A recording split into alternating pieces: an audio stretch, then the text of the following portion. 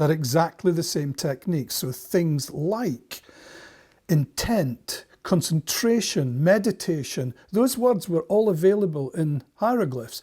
And when I started to study the Demotic, which goes back to the 400 AD, 300 AD, when I looked back, they were also being used around about 2000 to 1600 BC. So there was a continual tradition of learning magical techniques that the Egyptians kept going. It was as simple as that.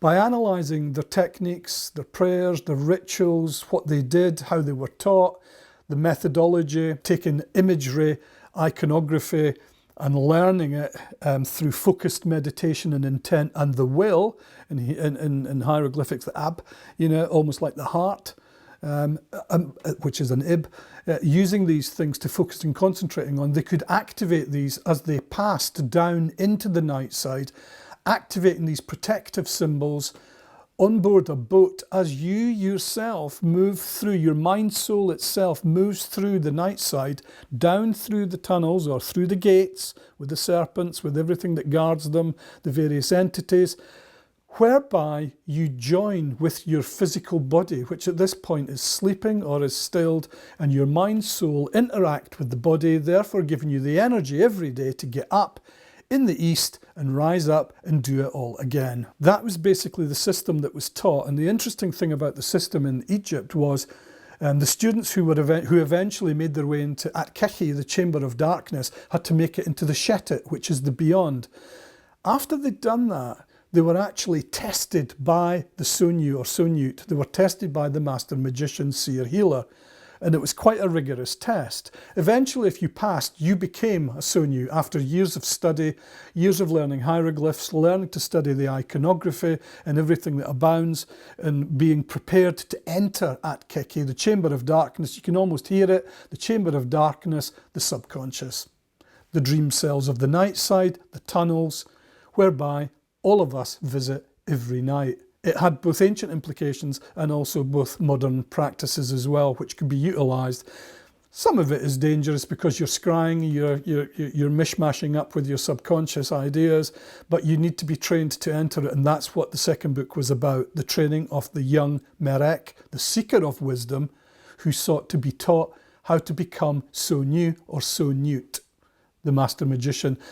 Funnily enough, at the end of the book of Thoth, in my second book, The Chamber of Darkness, the young magician who finally passes becomes almost an archetypal figure of the magician Imhotep, who probably most of you will know from the movies. Slightly different. Imhotep is modelled on the god Thoth, or Jehuti. So the whole system comes together as a magical training system. The final book is how to do it, how to put it all into practice. And you then enter At-Keki, the Chamber of Darkness and the Shetet. You're travelling into the night side. You're working your way through the 12 hours, combination of the first and second books.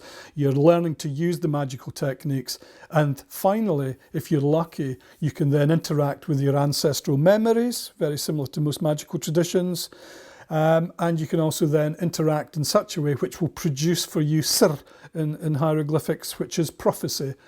Basically, almost like our use of tarot cards and other esoteric practices. So there was a final product, creating the Sonyut, the Master Magician, Seer and Healer, and at the same time being able to contact the ancestral memories and through DNA cells and all sorts of interesting ideas, and then finally becoming a sort of prophet in a certain way.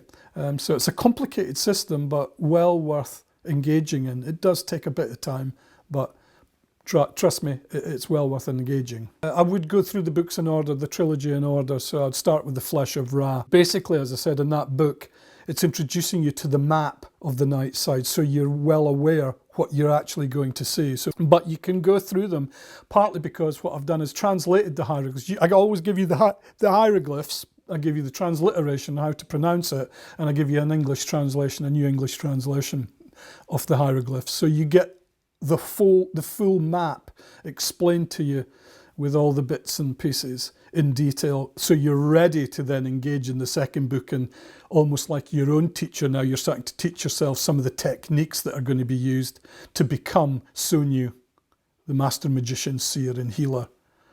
before you reach the final one of putting it all into practice. It takes you through the graded series from this level to higher levels. So it's well worth it looking at the system, partly because it's based on texts, ancient texts, some for the first time that people will have studied and read. I was taken to Egypt as a young boy and lived in Egypt for a while with my dad, who was in the army at the time, and then was taken around most of the sites. As I said, I can't really remember all that, but it's very much imprinted into me now, obviously because of my interest in what I've later studied at university and my academic side. It all comes together. But I was brought up in Edinburgh. I came back to Edinburgh, went to school in Edinburgh, and fantastic school. Obviously, places where I learned Latin and Greek, and I was at the museum every Sunday. So I was surrounded by ancient history in the ancient world, and that sort of kept with me until I went to university and studied classics, and then the art, the history, and everything basically, and then ended up lecturing and teaching some of those things at school and to university students, and teaching other teachers how to become classics teachers, which was the other major side of my life, basically, apart from music, playing jazz and learning classical piano, and then getting into playing jazz, and then modern jazz, writing jazz, touring, playing, and all that stuff we tend not to talk about when I'm talking about esotericism. The music and improvisation is very much part of my life, because part of my life is that inspirational and improvisational skill within Magick, as I would say on the piano. You know, if I sit down at the piano and I'll play for maybe 3 hours and improvise, you know, I won't use music. I can use music, but I won't use music, and I'll improvise. And I get into improvisation and with both hands and do free improvisations, which to lots of people, even though they've played live and some people like it, is pretty much zero tolerance for many of them. But to me, it's very much a skill, and it can be extremely rewarding for eventually ending up writing proper tunes that people can listen to, not the zero tolerance stuff. But the music and the magic and the academia, for me, all meld together, and they promote the work that I do and have done. Music is a form of alchemy. I think that's why it was easy to move into, partly because I've been taught alchemy by my dad and his group in Edinburgh at the time, but it was easy to move from the alchemy stuff into translation and poetry and then into music. They all come together. So when you look at alchemy, you're really dealing with sulfur, salt, and mercury, which is basically mind, soul, and body. You know, these are the three corporeal, the tria prima, the three primal elements that we deal with. So every plant has a mind, soul, and a body, and you can distill it, you can do what you want with it, you can turn it, you can vibrate it to a higher level, as you do with the metals. And that's what music's like. So we sit down and improvise. As you're noodling, eventually you start to repeat things. So whether you're playing up and around, the top end, middle, bottom end, you start to repeat. Luckily, I've got that ability my fingers can go in different directions, so I've never had a problem with that, rather than concentrating and strictly bound to, say, for example, a piece of Bach, you know, or Mozart, or modern jazz, or, you know, 50s jazz, where I'm playing tunes that everybody recognises. But the improvisational style takes you onto another level, because you concentrate on a different level. So I sometimes like gazing from a piano out the window and looking at the trees and not looking at what my hands are doing. So you're interacting with nature in the same way I would interact with nature in alchemy and spagyrics. And it transfers into music, it transfers into literature, it transfers into esotericism, the mind, body, soul, and it transfers into magical praxis, as long as you distinguish between topos, the physical, and hypodoche, the space, the liminal, as you move and peek through and move beyond this physical world into something else. I have done music for certain esoteric projects based on imagery and other esoteric artwork. But my new project I've been working on for the past 2 years is a book on Mithraism. It's an in-depth look at Mithraism and trying to reinterpret the initiations, but mostly the iconography in Mithraism, where I've put forward some new aspects based on all my studies. It's incredible because it seems like it's a natural development from the Egyptian books I wrote into Mithraism of the 1st century AD through to the 4th century AD. So as a classicist, obviously I know a bit about Mithraism and the mythology behind it, as well as the iconography, the artwork, the architecture. So I know a bit about that. So I've put that together, but it has a more magical feel to it because it's based heavily on Porphyry, the Neoplatonist. And it's based heavily on his book, Diantro, the Cave. And that's exactly what the Mithraists called their temples. Mithraeums are caves. So it's to do with the cave of the nymphs.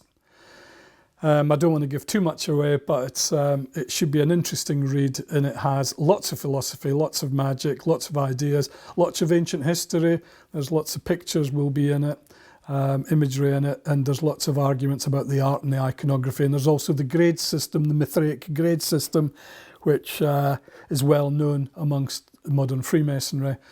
So they will be able to hopefully pick up some tips. It's a big book. It's already over 400 odd pages. I need to push on with it and finish my little bits of editing before it goes to the editors and everybody else.